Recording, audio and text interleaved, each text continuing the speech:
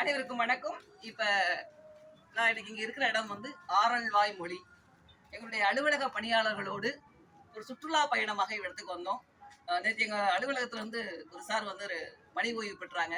அவர்களை அவருடைய சொந்த ஊரான நாகர்கோயில்ல வர்ற காரணத்திற்காக நாங்க மதுரையில இருந்து நாகர்கோவில் வந்தோம். வர்ற வழியில நாங்க பார்த்த ஒரு இடம் வந்து ஆரல்வாய் மொழி.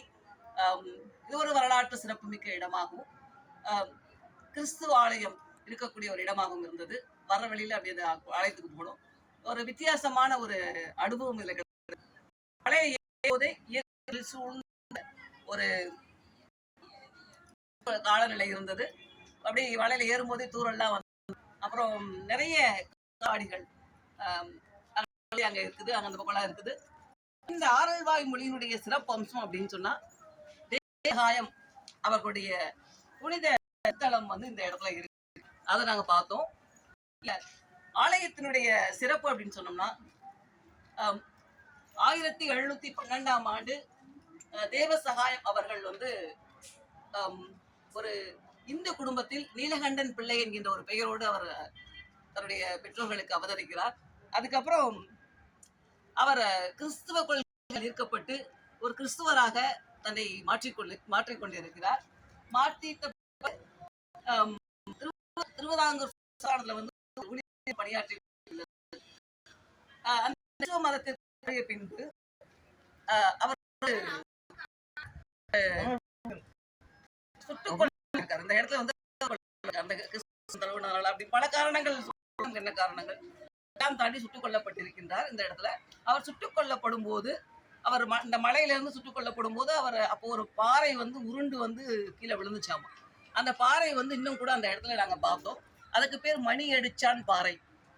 அவர் அந்த சுட்டுக் கொல்லப்படும் போது அந்த பாறை மேல இருந்து கீழே அப்படியே விழுந்தும் போது ஒரு பெரிய சத்தம் கேட்டிருந்திருக்கு. அந்த சத்தம் இன்றும் கூட ஒரு அலுமினிய பாத்திரத்தை, பித்தளை பாத்திரத்தை, வெங்கல பாத்திரம் தட்டினா எப்படி சத்தம் வருமோ அது மாதிரி ஒரு சத்தத்தை நாங்க இன்னைக்கு அதை வந்து கல்லை வச்சு தட்டி பார்த்து அதை உணர்ந்தோம். அந்த இடம் மணி அடிச்சான் பாறை அப்படின்னு ஒரு இடம் இருக்கு. இன்னொரு சிறப்பு என்ன அப்படின்னு சொல்லணும்னா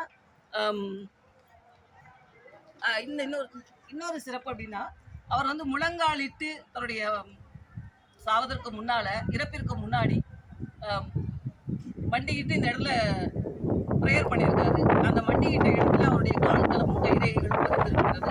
அதுவும் கூட காட்சிக்கு இருக்கிறது. அப்புறம் அவர் சுடப்பட்ட இடத்துல ஒரு மரச்சிலுவையும் கூட நிறுவப்பட்டிருக்கிறது. இத்தனை சிறப்பம்சங்கள் கொண்ட ஒரு ஆரல்வாய் மொழி ஒரு புனித தலமாக இருக்கிறது. புனித இது ஒரு ரம்யமான ஒரு சூழல். குளம், தென்னை மரங்கள் எல்லாம் அப்படியே சூழ்ந்து இருக்கு.